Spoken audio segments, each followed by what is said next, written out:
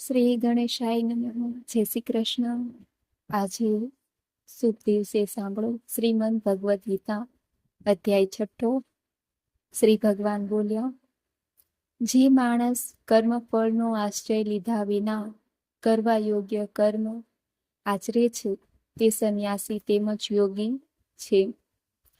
જ્યારે કેવળ અગ્નિનો ત્યાગ કરનારો સંન્યાસી નથી અને માત્ર ક્રિયાઓનો ત્યાગ કરનારો યોગી નથી. હે પાંડવ, જેને સંન્યાસ કહે છે એને જ તું યોગ જાણ. કેમ કે સંકલ્પોનો ત્યાગ ન કરનાર કોઈ પણ માણસ યોગી નથી હોતો. યોગમાં આરૂઢ થવા ઈચ્છુક મનનશીલ માણસ માટે દુષ્કામ ભાવે કર્મ કરવું એ જ યોગની પ્રાપ્તિમાં હેતુ કહેવાય છે. અને યોગારૂઢ થયા બાદ એ યોગારૂઢ માણસનો જે સમસ્ત સંકલ્પોનો અભાવ છે એ જ કલ્યાણમાં હેતુ કહેવાય છે. જે વખતે નથી તો ઇન્દ્રિયોના ભાગોમાં આસક્ત થતો કે નથી કર્મોમાંય આસક્ત થતો, તે વખતે સંઘળા સંકલ્પોનો ત્યાગી માણસ યોગરૂઢ કહેવાય છે. પોતાના વડે પોતાનો સંસાર સાગરથી ઉદ્ધાર કરે અને પોતાને અધોગતિમાં ન નાખે, કારણ કે માણસ પોતે જ પોતાનો મિત્ર છે અને પોતે જ શત્રુ છે. જે જીવાત્મા દ્વારા મન અને ઇન્દ્રિયો સહિત શરીર જીતવામાં આવ્યું છે એ જીવાત્માઓને પોતે જ મિત્ર છે, અને જેના વડે મન અને ઇન્દ્રિયો સહિત શરીર નથી જીતવામાં આવ્યું એના પ્રત્યે એ પોતે જ શત્રુતામાં વર્તે છે. ઠંડી ગરમીમાં, સુખ દુઃખાદિમાં તથા માન તેમજ અપમાનમાં જેના અંતઃકરણની વૃત્તિઓ સમ્યક રીતે શાંત છે, એવા સ્વાધીન આત્મવાળા મનુષ્યના જ્ઞાનમાં સચ્ચિદાનંદ ઘન પરમાત્મા સમ્યક પ્રકારે સ્થિત છે. એટલે કે એના જ્ઞાનમાં પરમાત્મા સિવાય બીજું કશું જ નથી. જેનું અંતઃકરણ જ્ઞાન અને વિજ્ઞાનથી તૃપ્ત છે, જેની સ્થિતિ વિકાર રહિત છે, જેની ઇન્દ્રિયો સારી પેઠે જીતાયેલી છે, તેમજ જેના માટે માટી, પથ્થર અને સુવર્ણ સમાન છે, યોગી યુક્ત અર્થાર્થ ભગવત પ્રાપ્ત કહેવાય છે. સુહદ, સ્વાર્થ વિના સૌનું હિત કરનાર, મિત્ર શત્રુ ઉદાસીન, પક્ષપાત વિનાનો મધ્યસ્થ, બે તરફનું ભલું ચાહનાર, દ્વેષ્ય તેમજ બંધુગણોના ધર્માત્માઓમાં અને પાપીઓમાં પણ સમાન ભાવ રાખનાર ઘણો શ્રેષ્ઠ છે. મન અને ઇન્દ્રિયો સહિત શરીરને વશમાં રાખનાર, કશાયની ખેવના ન કરનાર અને સંગ્રહ રહિત યોગી એકલો જ એકાંત સ્થળે સ્થિત થઈને આત્મને નિરંતર પરમાત્મામાં જોડે. પવિત્ર ભૂમિ પર છે કે જેના ઉપર કર્મ પ્રમાણે દર્ભ, મુગચર્મ અને વસ્ત્ર પાથરેલા છે, તેમજ ન ઘણા ઊંચા અને ન ઘણા નીચા એવા પોતાના આસનને સ્થિર રૂપે સ્થાપીને એ આસન પર બેસીને ચિત્ત અને ઇન્દ્રિયોની ક્રિયાઓને વશમાં રાખી મનને એકાગ્ર કરીને અંતઃકરણની શુદ્ધિ માટે યોગનો અભ્યાસ કરે. કાયા, મસ્તક અને ડોકને સીધા તેમજ ટટ્ટાર ધારણ કરીને સ્થિર થઈ પોતાની નાસિકાઓને અગ્રભાગે દ્રષ્ટિ ટેકવીને અન્ય દિશાઓને ન જોતો, બ્રહ્મચારીના વ્રતમાં સ્થિત, નિર્ભય તથા સમ્યક રીતે શાંત અંતઃકરણનો સાવધાન યોગી મનને સંયત કરી મારામાં ચિત્ત જોડી અને મારા પરાયણ થઈને ધ્યાનમાં બેસે. વશ કરેલા મનનો યોગી આ રીતે આત્માને નિરંતર મુજ પરમેશ્વરના સ્વરૂપમાં જોડતો મારામાં રહેલી પરમ આનંદની પરાકાષ્ઠા સ્વરૂપ શાંતિને પામી છે. હે અર્જુન, આ યોગ ખૂબ ખાનારનો સિદ્ધ થતો નથી, તેમજ બિલકુલ ન ખાનારનો પણ સિદ્ધ થતો નથી, તથા ઘણું ઊંઘનારનો સિદ્ધ થતો નથી, તેમજ હંમેશા જાગનારનો સિદ્ધ થતો નથી. દુઃખોનો નાશ કરનાર યોગ તથા યથાયોગ્ય આહાર વિહાર કરનારનો, કર્મોમાં યથાયોગ્ય ચેષ્ટા કરનારનો તથા યથાયોગ્ય ઊંઘનાર તેમજ જાગનારનો પણ સિદ્ધ થાય છે. સંપૂર્ણ વશમાં કરેલું ચિત્ત જે વખતે પરમાત્મામાં સમ્યક રીતે સ્થિત થઈ જાય છે એ વખતે સમસ્ત ભોગોથી નિષ્પૃહ થયેલો માણસ યોગ યુક્ત કહેવાય છે. જે રીતે વાયુ વિનાના સ્થાનમાં રહેલી દીવાનો જ્યોત ડોલતી નથી, એવી જ રીતે ઉપમા પરમાત્માના ધ્યાનમાં લાગેલા યોગીના ચિતાયેલા ચિત્તની કહેવાય છે. યોગના અભ્યાસથી નિરુદ્ધ થયેલું ચિત્ત જે અવસ્થામાં ઉપરેત પામે છે અને જે અવસ્થામાં પરમાત્માના ધ્યાનને લીધે શુદ્ધ થયેલી સૂક્ષ્મ બુદ્ધિ દ્વારા પરમાત્માનો સાક્ષાત્કાર કરતો સચ્ચિદાનંદ ઘન પરમાત્મામાં સંતુષ્ટ થઈ રહે છે.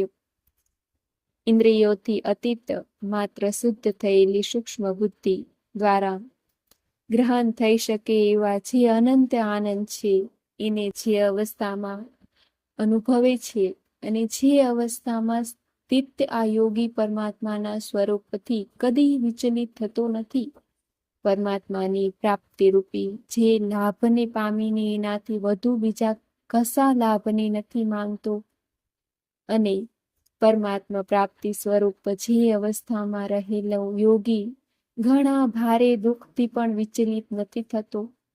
જન્મ મરણના દુઃખરૂપ સંસાર સાથેના સંયોગથી જે રહિત છે તથા જેનું નામ યોગ છે, એને જાણવું જોઈએ. એ યોગ નહીં કંટાળેલા અર્થાત ધૈર્યશીલ અને ઉત્સાહી ચિત્તથી નિશ્ચયપૂર્વક કરવો જોઈએ. સંકલ્પથી ઉત્પન્ન થતી સંઘળી કામનાઓને સમૂળે ત્યજીને તેમજ મન વડે ઇન્દ્રિયોના સમુદાયને બધી બાજુથી સમ્યક રીતે રોકીને કર્મે અભ્યાસ કરતો ઉપરહિત રતિને પામી તથા ધૈર્યશીલ બુદ્ધિ દ્વારા મનને પરમાત્મામાં સ્થિત કરીને પરમાત્મા સિવાય બીજા કશાયનું ચિંતન ન કરે. આ સ્થિર ન રહેનારું અને ચંચળ મન જે શબ્દાદી વિષયના નિમિત્તે સંસારમાં વિસરે છે, તે વિષયમાંથી રોકીને એને વારંવાર પરમાત્મામાં જ નિરુદ્ધ કરવું.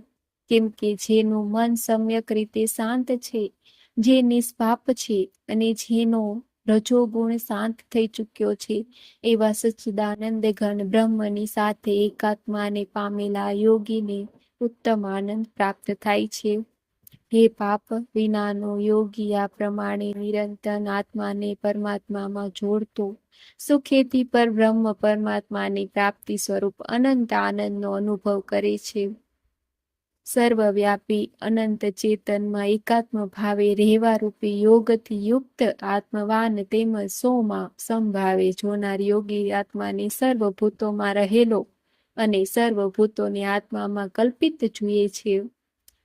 જે માણસ સંઘળા ભૂતોમાં સૌના આત્મારૂપ મુજ વાસુદેવને જ વ્યાપેલ જુએ છે અને સંઘળા ભૂતોને મુજ વાસુદેવની અંતર્ગત જુએ છે, એને માટે હું અદ્રશ્ય નથી હોતો અને એ મારે માટે પણ અદ્રશ્ય નથી હોતો. જે માણસ એકાત્મ ભાવમાં સ્થિત થઈને સર્વભૂતોમાં આત્મરૂપે રહેલા મુજ સચ્ચિદાનંદ ઘન વાસુદેવને ભજે છે, એ યોગી સર્વે રીતે વર્તવા છતાં મારામાં જ વર્તે છે. હે અર્જુન, જે યોગી પોતાની જેમ જે રીતે માણસ પોતાના મસ્તક, હાથ, પગ અને ગદા વગેરેની સાથે બ્રાહ્મણ, ક્ષત્રિય, શુદ્ધ અને મલેચ્છ વગેરે જેવી વર્તણૂક કરવા છતાં પણ એમનામાં આત્મભાવ એટલે કે પોતાપણું સમાન હોવાને લીધે સુખ અને દુઃખની સમાન જ જુએ છે, એ જ રીતે સંઘળા પ્રાણીઓમાં જોવું પોતાની જેમ સમ જોઉં છું. સંઘળા ભૂતોમાં સમ જુએ છે તેમજ સુખ અથવા દુઃખીને બધા સમ જુએ છે, એ યોગી પરમ શ્રેષ્ઠ મનાયો છે. અર્જુન બોલ્યા, હે મધુસૂદન, જે આ યોગ આપે મને સમભાવે કહ્યો, મન ચંચળ હોવાને લીધે હું આની નિત્ય સ્થિતિને નથી જોતો. કેમ કે હે શ્રી કૃષ્ણ, મન ઘણું ચંચળ પ્રમથન સ્વભાવનું અત્યંત દ્રઢ અને બળવાન છે. આથી એને વશમાં કરવાનું હું વાયુને રોકવાની પેઠે ઘણું દુષ્કર્મ માનું છું. શ્રી ભગવાન બોલ્યા, હે મહાબાહો, નિસંદેહ મન ચંચળ તેમજ મુશ્કેલીથી વશ થનારું છે. છતાં પણ હે કુંતી પુત્ર, એ અભ્યાસ અને વૈરાગ્ય વડે વશમાં થાય છે. જેનું મન વશમાં કરાયેલું નથી એવા માણસ દ્વારા યોગ દુષ્પ્રાપ્ય એટલે કે પ્રાપ્ત થવો મુશ્કેલ છે, અને જેણે મનને વશ કર્યું છે એવા પ્રયત્નશીલ માણસ દ્વારા સાધન વડે એ પ્રાપ્ત થવું સહજ છે. આ મારો મત છે. અર્જુન બોલ્યા, હે શ્રી કૃષ્ણ, જે યોગમાં શ્રદ્ધા તો ધરાવે છે પરંતુ સંયમી નથી, એ કારણે અંતકાળે જેનું મન યોગથી વિચલિત થઈ ગયું છે, એવો સાધક યોગી યોગની સિદ્ધિને એટલે કે ભગવત સાક્ષાત્કારને ન પામતા કઈ ગતિને પામે છે?